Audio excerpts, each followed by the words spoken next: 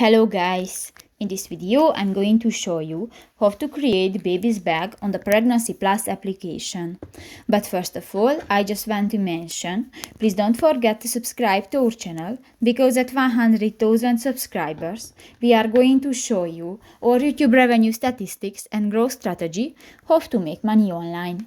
So let's jump into it. First of all, open the application on your device. New, click to the More button at the lower right corner of the screen next to the Me option at the lower bar, and new, click to the Hospital Bag option.